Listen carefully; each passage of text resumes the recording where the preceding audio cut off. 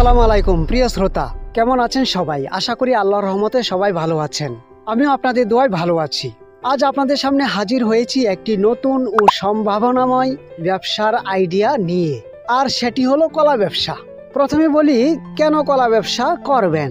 প্রিয় শ্রোতা, অনেকেই জানতে চান, ভাই কোন ব্যবসা করলে লাভবান হওয়া যায়? আসলে এমন অনেক ব্যবসা আছে যেখানে সঠিক পরিকল্পনা পরিশ্রম করলে লস হওয়ার সম্ভাবনা একদমই কম, আর তার মধ্যে অন্যতম হলো কলা ব্যবসা। আর কলা ব্যবসায় সবচেয়ে বড় সুবিধা হলো এই ব্যবসা করতে বা এই ব্যবসা শুরু করতে বেশি পুঁজি লাগে না। যে কেউ চাইলে এই ব্যবসাটি সহজেই শুরু করতে পারে। আর চলুন আজকের এই ভিডিওর মাধ্যমে আমরা ধাপে ধাপে জেনে নেই কিভাবে একটি আদর্শ কলা ব্যবসা শুরু করা যায় এবং সফলতার সাথে পরিচালনা করা যায়। 1. পরিকল্পনা তৈরি করুন। প্রথমেই আপনার ব্যবসার জন্য একটি স্পষ্ট পরিকল্পনা তৈরি করতে হবে।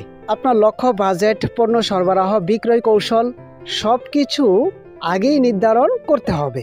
একটি রুটম্যাপ থাকলে ব্যবসায় সফলতা হওয়া যায় খুব তাড়াতাড়ি, বুঝছেন? তারপর 2 নম্বর হলো বাজার গবেষণা করা। দেখুন, স্থানীয় বাজারে কলার চাহিদা, দাম ও জনপ্রিয় প্রজাতি সম্পর্কে আপনাকে ধারণা রাখতে হবে। কে কোথা থেকে কলা সংগ্রহ করছে, কত দামে বিক্রি করছে, কে কত টাকা দিয়ে কলা কিনছে, এই সব বিষয়গুলো আপনাকে জানতে হবে। আর এগুলো যদি আপনি জানেন তাহলে কলা বিক্রি করার সময় প্রতিযোগিতায় আপনি জিতে যাবেন, বুঝছেন? 3 নম্বর হলো পুঁজি সংগ্রহ করা। কলা ব্যবসা শুরু করতে প্রয়োজনীয় অর্থ জোগাড় করতে হবে। নিজের সঞ্চয় থেকে শুরু করতে পারলে বেশি ভালো, আর যদি না পারেন তাহলে ব্যাংক থেকে অল্প পরিমাণ ঋণ অল্প সুদে নিতে পারেন। তবে চেষ্টা করবেন নিজের সঞ্চয়ের টাকা থেকে ব্যবসাটি শুরু করার জন্য, এতে আপনাদের জন্যই ভালো হবে। 4. সরবরাহকারী নির্বাচন করুন। ভালো মানের কলা সংগ্রহ করা ব্যবসার মূল চাবিকাঠি। আপনি চাইলে সরাসরি কলা বাগান থেকে কলা সংগ্রহ করতে পারেন বা কলার পাইকারি বাজার থেকেও কলা কিনতে পারেন। আর বিশ্বস্ত সরবরাহকারীর সঙ্গে দীর্ঘমেয়াদী সম্পর্ক গড়ে তুলুন।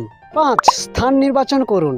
আপনার ব্যবসার জায়গা নির্বাচন অত্যন্ত গুরুত্বপূর্ণ। এমন একটি জায়গা বেছে নিন যেখানে মানুষের আনাগোনা বেশি, যেমন বাজার, রাস্তার মোড়, জনবহুল এলাকা ইত্যাদি। 6. প্রয়োজনীয় সরঞ্জাম সংগ্রহ করতে হবে।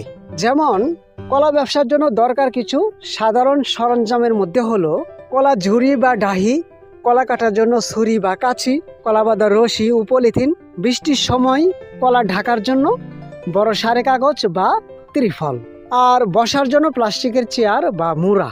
7. কাস্টমারদের সঙ্গে ভালো সম্পর্ক গড়ে তুলতে হবে।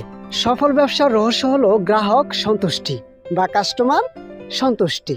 সবসময় কাস্টমারের সঙ্গে হাসি মুখে কথা বলবেন আর মানসম্মত কলা বিক্রি করবেন। আর গ্রাহকরা আপনাকে কি ধরনের মতামত দিচ্ছে সেই মতামতগুলো আপনারা সাদরে গ্রহণ করবেন এবং এই অনুযায়ী আপনার ব্যবসাটাকে পরিচালনা করার জন্য চেষ্টা করবেন। 10. ব্যবসার পরিধি বাড়ান। ব্যবসা ভালোভাবে চালু হলে ধীরে ধীরে এর পরিধি বাড়াতে হবে। বিভিন্ন প্রজাতির কলা বিক্রি করতে পারেন, যেমন সবরি কলা, চাম্পা কলা, গুফি কলা, সাগর কলা, ঘেনা কলা ইত্যাদি। বিভিন্ন ধরনের কলা একই দোকানে যদি থাকে তাহলে অল্প সময়ে অনেক বেশি বিক্রি করা যায় এবং অনেক বেশি কাস্টমার ধরা যায় এবং অনেক বেশি লাভবান হওয়া যায়। এই জন্য আপনারা চেষ্টা করবেন একটি কলার দোকানে শুধু এক আইটেমের কলা বিক্রি না করে কয়েক আইটেমের কলা বিক্রি করার জন্য। ঠিক আছে? তো প্রিয় শ্রোতা, আমি আপনাদেরকে উপসংহারে বলতে চাই, মনে রাখবেন যে কোনো ব্যবসায় সফল হতে হলে দরকার সময়, পরিশ্রম, ধৈর্য ও আপনার সৎ সাহস। আপনি যদি সঠিক পরিকল্পনায় এগিয়ে যান এবং নিয়মিত প্রচেষ্টা করেন, চেষ্টা চালিয়ে যান, তাহলে অবশ্যই আপনার কলা ব্যবসাটি ধীরে ধীরে সফলতার কাতারে নিতে পারবেন। শেষ কথা, আর কোনো ব্যবসা ছোট নয় যদি মন থেকে চেষ্টা করা যায়। প্রিয় শ্রোতা, তো এই ছিল আজকের ভিডিও। আশা করছি ভিডিওটি আপনাদের জন্য অনেকটি আশার আলো জাগাবে যারা কলার ব্যবসা শুরু করতে চান। আসলে এই ব্যবসাটি অনেক লাভবানের একটি ব্যবসা, শুধু যদি শুরু করা যায় তাহলেই। ঠিক আছে? তো ভিডিওটি এখানে শেষ করছি। সবাই ভালো থাকবেন। আল্লাহ হাফেজ।